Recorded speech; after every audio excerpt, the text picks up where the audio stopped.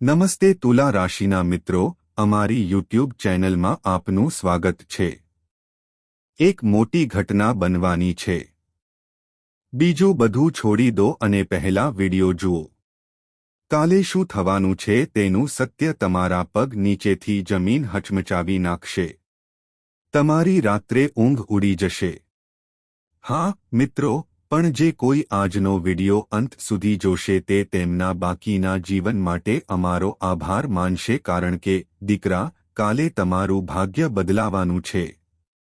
જો તમે પસંદ કરો છો તો તમારું જીવન બદલાઈ જશે, પરંતુ જો તમે તેને અવગણશો તો તમને તમારા બાકીના જીવન માટે પસ્તાવો થશે। વિડિયો શરૂ કરતા પહેલા માતા રાણી, રાધા રાણીના બધા સાચા ભક્તો, કૃપા કરીને વિડિયોને એક મીઠી લાઇક આપો અને સાચા હૃદયથી નીચે ટિપ્પણી વિભાગમાં 3 વખત જય માતા દી, જય રાધા રાણી મોકલો, જેથી તમને બધાને માતા રાણી અને આપણા શ્રીજીના સીધા આશીર્વાદ અને પ્રેમ પ્રાપ્ત થશે। તમારા સમગ્ર પરિવારને તે પ્રાપ્ત થશે। હા મિત્રો, તમારી માહિતી માટે હું જે કહેવા જઈ રહ્યો છું તેને હળવાશથી ન લો, કારણ કે આ કોઈ સામાન્ય સંદેશ નથી। આ એવો સમય છે જ્યારે ભાગ્ય બદલાય છે, જ્યારે ભગવાન શાંતિથી બેઠેલા વ્યક્તિનો પોકાર સાંભળે છે, જ્યારે વર્ષોથી અટકેલું ભાગ્ય અચાનક રસ્તો કાઢે છે। તમે તમારા જીવનમાં ઘણું સહન કર્યું છે, એટલું બધું કે હવે શબ્દો પણ ઓછા પડે છે। કોઈ તમારા દુઃખને સંપૂર્ણપણે સમજી શક્યું નથી। કોઈ તમારા સંઘર્ષની ઊંડાઈ જાણતું નહોતું, પરંતુ ગ્રહોની ગતિ બધું જુએ છે। સમયનું ચક્ર બધું લખે છે અને ભગવાન કોઈની ધીરજને ફળ વિના ખતમ થવા દેતા નથી। મિત્રો, આજે રાત્રે 12 વાગ્યા પછી તમારી કુંડળીમાં એવું ગ્રહ ગોચર થઈ રહ્યું છે જે તમારા જીવનની દિશા બદલી શકે છે। આ તે સમય છે જેની તમારો આત્મા છેલ્લા ઘણા મહિનાઓથી રાહ જોઈ રહ્યો હતો। છેલ્લા 3 મહિનાથી તમે જે વિચિત્ર બેચેની અનુભવી રહ્યા હતા, અજ્ઞાત ચિંતા, રાત્રે અચાનક જાગવું, ભારે માથું, કોઈ નજીકના વ્યક્તિ સાથે અચાનક ઝઘડો, કામ અધવચ્ચે જ અટકી જવું, પૈસા આવવાના થોડા સમય પહેલા જ અટકી જવું, આ બધું સામાન્ય નહોતું। આ સંકેતો હતા કે કોઈ અદૃશ્ય દબાણ તમારી આસપાસ કામ કરી રહ્યું હતું। સમય ખરાબ નહોતો, પણ તમારી પરીક્ષા કરી રહ્યો હતો। ભગવાન કૃષ્ણએ ગીતામાં એમ પણ કહ્યું છે કે જ્યારે માણસ પોતાની ધીરજની સીમા પર પહોંચે છે ત્યારે જ તેની સાચી શક્તિ જાગૃત થાય છે। તમે તે જ તબક્કે ઊભા છો। હું મારા પોતાના અનુભવથી સ્પષ્ટ જોઈશ। કોઈને કોઈ અવરોધ આવે છે, ક્યારેક ઘરમાં તણાવ, ક્યારેક કાગળ કામની સમસ્યા, ક્યારેક આર્થિક મુશ્કેલીઓ, ક્યારેક કોઈની સલાહના નામે તમને રોકવામાં આવે છે। તમે કદાચ વિચાર્યું હશે કે આ બધું એક સંયોગ છે, પણ ના, પ્રિય મિત્રો, તે ફક્ત એક સંયોગ નહોતો। 5 દૈવી શક્તિઓ તમારા જીવનમાં સક્રિય થઈ છે। આ શક્તિઓ લાંબા સમયથી તમને જોઈ રહી છે, પરંતુ હવે તેમનો હસ્તક્ષેપ સ્પષ્ટપણે દેખાશે। તમારા પોતાના દુઃખમાં પણ તમે ક્યારે કોઈનું ખરાબ ઈચ્છ્યું નથી। તમે પોતે મુશ્કેલીમાં હતા, છતાં તમે કોઈને મદદ કરી।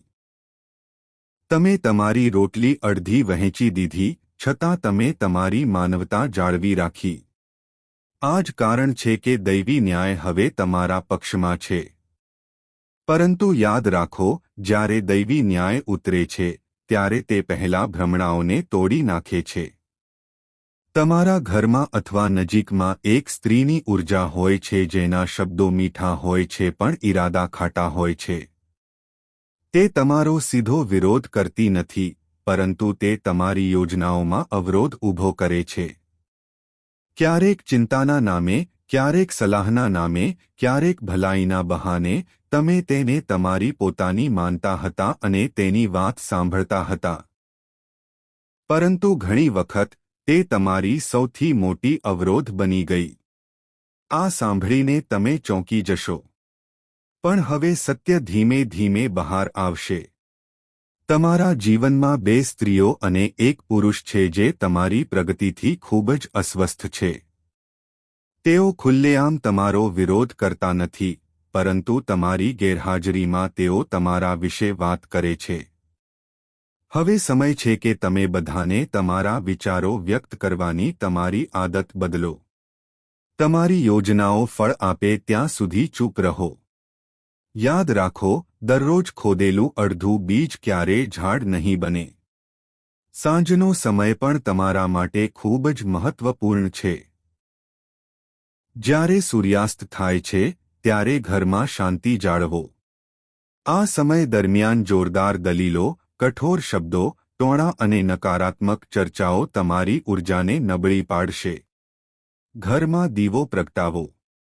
જો શક્ય હોય તો મંદિરમાં અથવા મુખ્ય દરવાજા પાસે તલ અથવા સરસવના તેલનો દીવો પ્રગટાવો. પોતાને કહો, હે પ્રભુ, જેણે આપણને દુઃખ પહોંચાડ્યું છે તેને તેના કાર્યોનું ફળ આપો, પરંતુ આપણા મનને શાંત રાખો. ન્યાય માટે પ્રાર્થના કરો, બદલો નહીં. જેણે તમારી સામે કાળો જાદુ અથવા નકારાત્મક વિચારોનો ઉપયોગ કર્યો છે, તે ઊર્જા પાછી આવવાની છે. જો કે, જો તમારી અંદર બદલાની આગ ખૂબ જ તીવ્ર બને છે, તો તે જ ઊર્જા તમને. તમારા ભ્રમ તૂટી જશે, પરંતુ તેમની સાથે તમારા માથા પરથી એક બોજ પણ હટી જશે. ત્રીજી ઘટના નાણાકીય છે. અચાનક નાણાકીય લાભ, અટકેલા પૈસા અથવા નફાના દરવાજા ખુલવાના સંકેતો છે.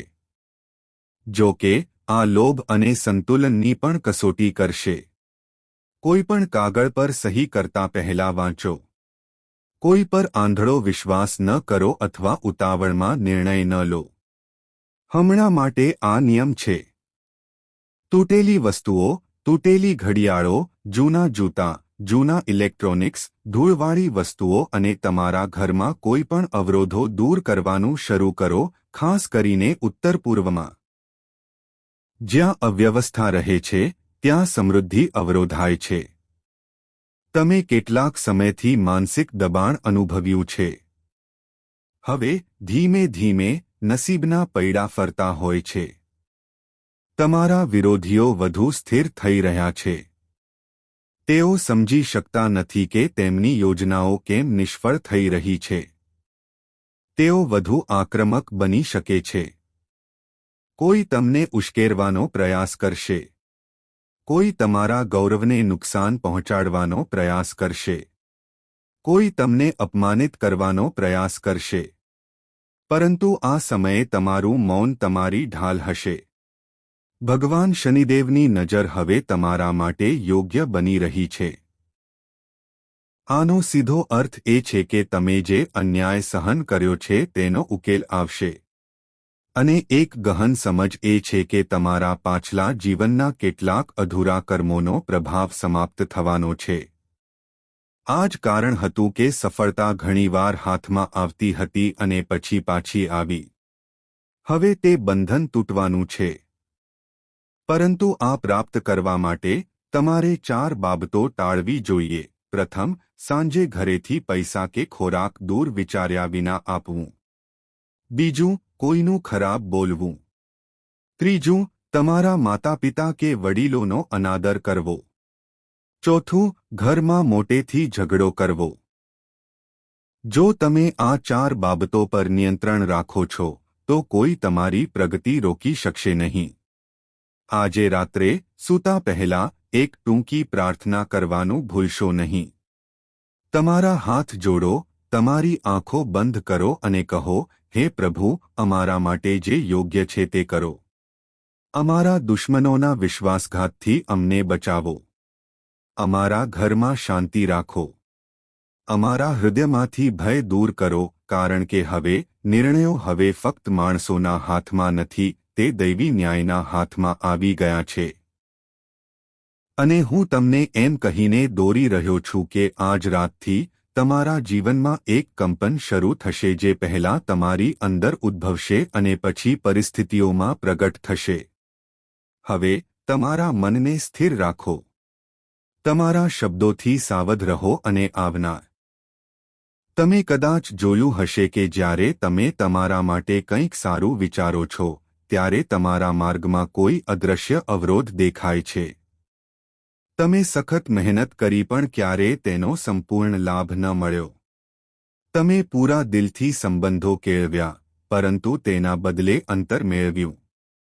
તમે લોકોને તમારા પોતાના માનતા હતા પરંતુ જ્યારે સમય આવ્યો ત્યારે તે જ લોકોએ તમારાથી પીઠ ફેરવી લીધી. આ ફક્ત સમયનો વિનાશ નહોતો. તે તમારા ભાગ્યની કસોટી અને લોકોના સાચા સ્વભાવનો ખુલાસો પણ હતો. હવે તે પડદો હટવા લાગ્યો છે. જેઓ અત્યાર સુધી તમારા દુઃખથી ગુપ્ત રીતે ખુશ હતા, જેઓ તમારી લાચારીની મજાક ઉડાવતા હતા, જેઓ તમારી ગરીબી અને અવરોધોને ભાગ્ય તરીકે ફગાવી દેતા હતા, તેઓ હવે ચિંતાથી દૂર થવાના છે. કારણ કે જ્યારે દૈવી ન્યાય ઉતરે છે ત્યારે તે મોટા અવાજે આવતો નથી. તે શાંતિથી માનવતાના પાયાને હચમચાવી નાખે છે. જેમને તમે હંમેશા શક્તિશાળી માનતા હતા તેઓ ખૂબ જ સંવેદનશીલ છે. તેમનો અહંકાર તેમની સૌથી મોટી નબળાઈ છે અને હવે તે અહંકાર ક્ષીણ થવાનો છે. યાદ રાખો, તમારે તેમના પતન પર ગર્વ ન કરવો જોઈએ. તમારે ફક્ત તમને બચાવવા અને સમયસર સત્ય બતાવવા બદલ ભગવાનનો આભાર માનવો જોઈએ. હવે તમારા જીવનનું બીજું રહસ્ય સાંભળો. ઘણા સમયથી તમારા ઘરમાં એક સૂક્ષ્મ દબાણ રહેતું હતું જે ફક્ત નાણાકીય સંસાધનો જ નહીં પણ માનસિક શાંતિને પણ અવરોધતું હતું. ક્યારેક બધું હોવા છતાં તમે સંતોષ અનુભવતા હતા. ક્યારેક તમને લાગતું હતું કે રસોડું સરળતાથી ચાલી રહ્યું છે પરંતુ સમૃદ્ધિનો અભાવ હતો.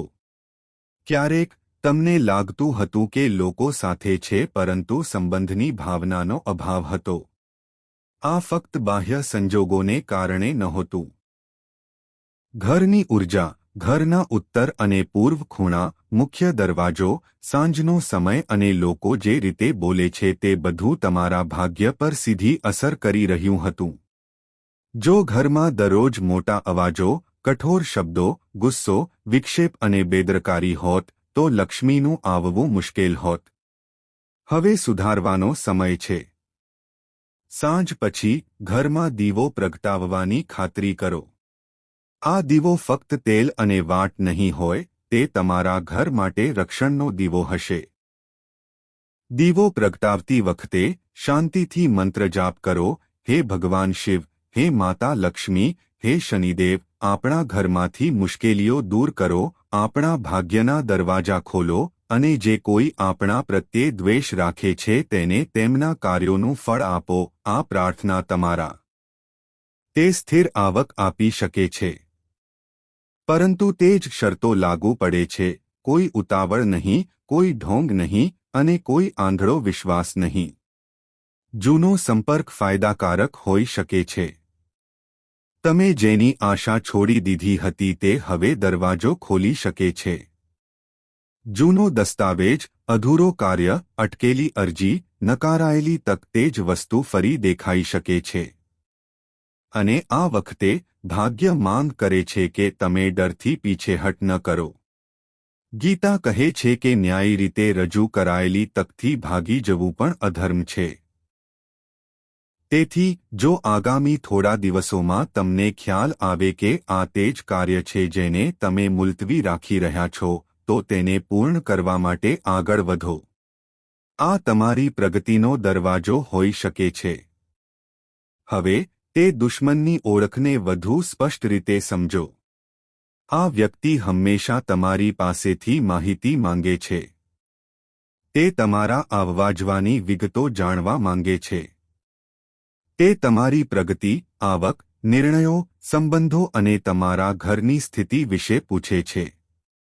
બહારથી તે ક્યારેય દુશ્મન જેવો દેખાશે નહીં, તેના બદલે તે ઘણીવાર વધુ પડતો મીઠો હશે. પરંતુ તેનો સાચો સ્વભાવ એ છે કે તમારા શબ્દો થોડા જ સમયમાં બીજા કોઈ સુધી પહોંચી જાય છે. તે તમારી પ્રગતિને સમજવા આવતો નથી, તે તમારી નબળાઈઓનું મૂલ્યાંકન કરવા આવે છે. હવે આવા લોકોથી દૂર રહો. બહારથી આદર રાખો, પણ અંદરની સીમાઓ જાળવી રાખો. દરેક હસતા ચહેરાને હળવાશથી ન લો. હવે સમય છે કે તમે તમારી લાગણીઓ, તમારી યોજનાઓ અને તમારી પ્રાર્થનાઓને યોગ્ય લોકો સુધી મર્યાદિત કરો. આગામી 4 દિવસમાં 3 પ્રકારના સમાચાર મળવાની અપેક્ષા છે. પહેલો સમાચાર કામ સંબંધિત હશે, નોકરી, વ્યવસાય, કરાર, સંપર્ક અથવા જવાબદારી સંબંધિત. બીજો સમાચાર પરિવાર સાથે સંબંધિત હશે, તણાવનું નિરાકરણ, કોઈની સાચી ઓળખની શોધ, જૂના બોજમાંથી મુક્તિ અથવા સકારાત્મક ચર્ચાની શરૂઆત. ત્રીજું નાણાકીય બાબતો અથવા પ્રતિષ્ઠા સાથે સંબંધિત હશે. કોઈ અટકેલું કાર્ય પૂર્ણ થઈ શકે છે, કોઈ વરિષ્ઠ વ્યક્તિનો પક્ષ, સન્માનનો સંકેત અથવા કોઈ એવી વ્યક્તિ જેણે તમને તમારી ક્ષમતાઓની સ્વીકૃતિ માટે અગાઉ સ્વીકાર્યું હતું. આ ત્રણને હળવાશથી ન લો. આ જ સંકેતો છે કે હું કહી રહ્યો છું કે તમારો સમય બદલાઈ રહ્યો છે. પરંતુ એક ચેતવણી પણ છે. જો કોઈ પણ સમયે તમને તીવ્ર ગુસ્સો આવે છે અથવા કોઈ જૂનો મુદ્દો તમને ઉશ્કેરવા લાગે છે, તો તરત જ જવાબ આપશો નહીં. પાણી પીઓ અને થોડીવાર મૌન રહો. અને ફક્ત એક વાર તમારી જાતને કહો, હું ત્રણે ઊંઘને પ્રદૂષિત કરે છે. જો શક્ય હોય તો સૂતા પહેલા તમારા હાથ અને ચહેરો ધોઈ લો, 2 મિનિટ શાંતિથી બેસો અને નમઃ શિવાય, ઓમ નમઃ શિવાય અને જય હનુમાન, ભગવાન હનુમાન 11 વાર જાપ કરો. આ ચિંતા ઘટાડશે અને બીજા દિવસ માટે તમારા નિર્ણયો સ્પષ્ટ કરશે. જો તમે પાણી, મંદિર, દીવો, સાપ, વૃદ્ધ વ્યક્તિ અથવા ખુલ્લા આકાશનું સ્વપ્ન જુઓ છો, તો ડરશો નહીં. આ બધા સંકેતો છે કે તમારી પ્રાર્થનાઓ સાંભળવામાં આવી રહી છે અને દૈવી રક્ષણ તમારી સાથે છે.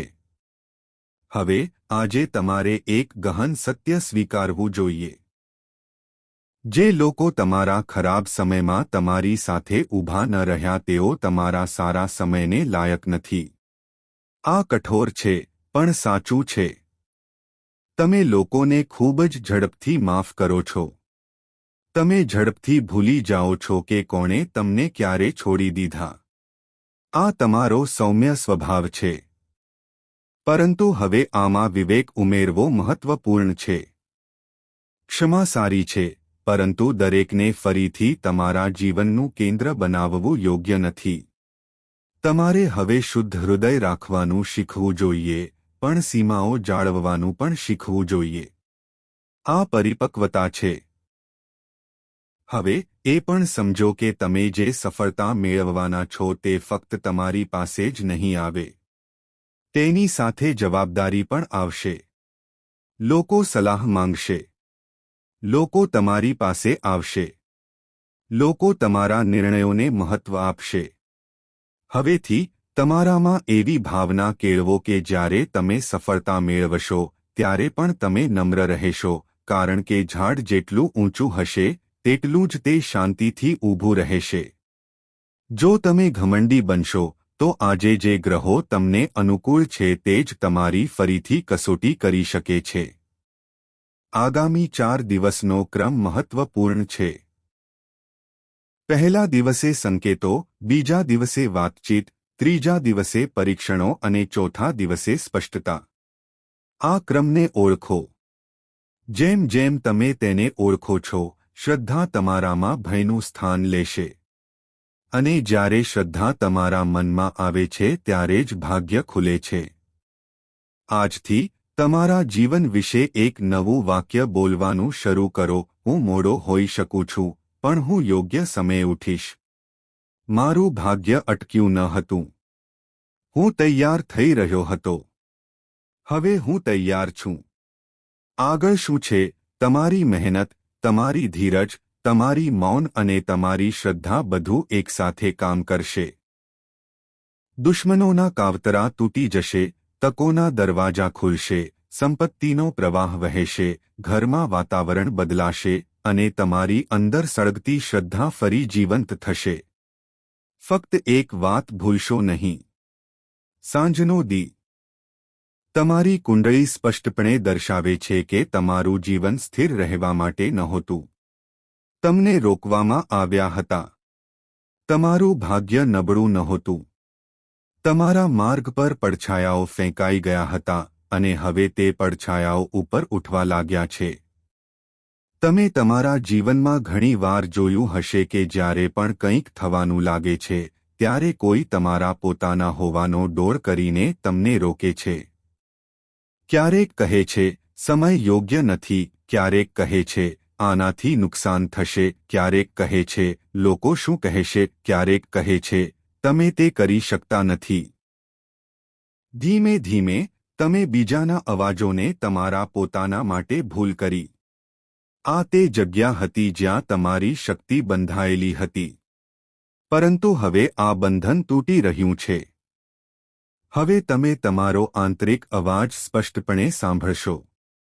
તે અવાજ કહેશે બસ થઈ ગયું. હવે ડરમાં જીવવાનું નથી. હવે ટુકડાઓમાં જીવવાનું નથી.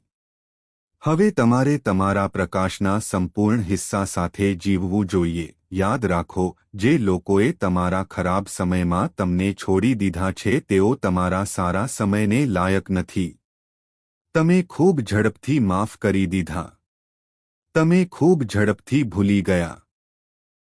તમે લોકોને ફરીથી તમારા જીવનમાં આવવા દીધા. આ તમારો સૌમ્ય સ્વભાવ છે.